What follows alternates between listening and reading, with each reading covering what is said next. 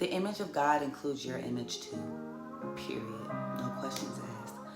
God isn't mad at your melanin, so why are they? Blackness isn't a brand, but God absolutely designed it with intention.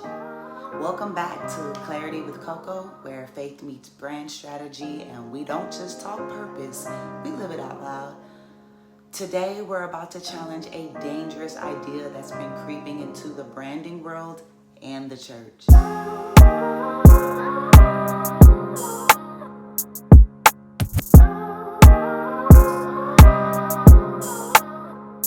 Being proud of your blackness, your beauty, your voice is somehow idolatry.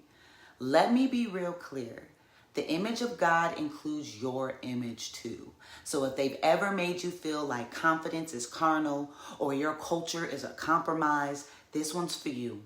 I want to let young people know that it is not a burden to love Him and to represent Him and to be who you are, as fly and as hot and as whatever, and to still love God and to serve Him. It's not a contradiction.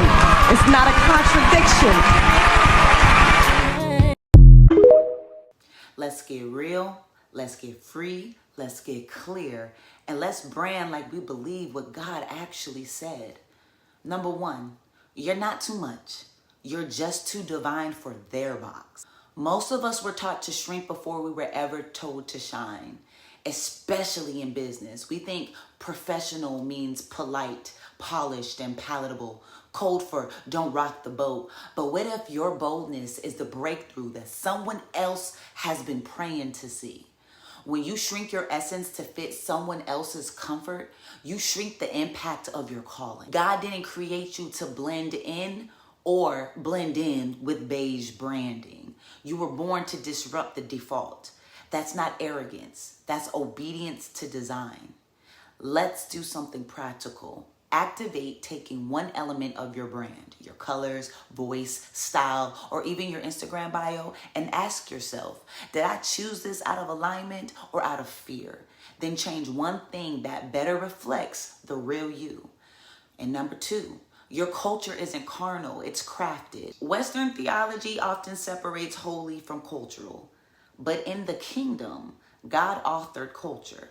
That seasoning on your soul, that rhythm in your walk, that family table wisdom you carry, you know what I'm talking about. It's not a distraction from your purpose. It's how your purpose flows. Your culture is the canvas God chose to paint your calling on. We don't have to filter our brilliance or flatten our background to be marketable. That mindset was never holy. It was colonized. I want you to apply this. Revisit a piece of your brand content, whether it be video, copy, a story, and rewrite it using your actual voice, your dialect, your references, your rhythm, no one else's voices, no code switching. Just let it be you. Number three, you can't preach purpose while silencing your identity. Neutrality is a myth. You are always sending a message with your brand, even when you're quiet. Silence on injustice, erasure of cultural truth, or vague, inclusive language, that's a statement. And for Black women, that silence often comes from being conditioned to protect other people's feelings over our Black truth. You can't ask God for clarity while branding and compromise. God called you to be a light, not a dimmed down bulb. Your identity isn't a distraction from your business. It's the doorway to your impact. Edit your elevator pitch or brand positioning statement. Make sure it reflects not just what you do, but why you do it and who you are in the process. Your story deserves to take up space. Number four, confidence is not idolatry. It's an agreement with God. There is a very toxic theology that equates self-worth with sinfulness, as if loving your God-given body, brilliance, or beauty means you're self-centered.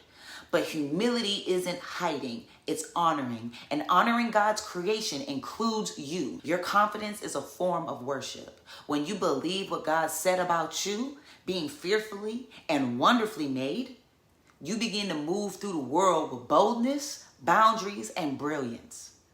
That's not ego, that's alignment. So I want you to try this. Before you post, do a pitch, or do a presentation, speak this over yourself. This is not for vanity. This is for visibility, so the God in me can be seen. And watch how your energy shifts when you stop performing and start partnering with your purpose. We praise God because we are fearfully and wonderfully made.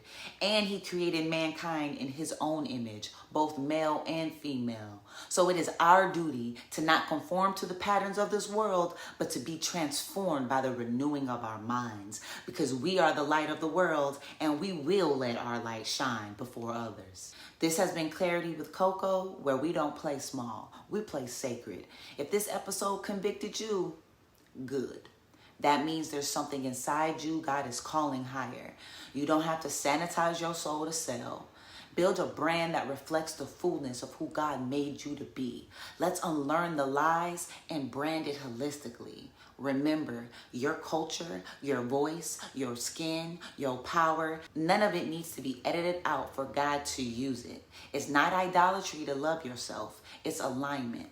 Until next time, walk in your truth, brand like you believe, and build from the boldness God gave you. I'm Coco-Chanel, known as the Mademoiselle, and you have just gained clarity with Coco. Make sure you like, comment, and subscribe to brand your business holistically. Peace.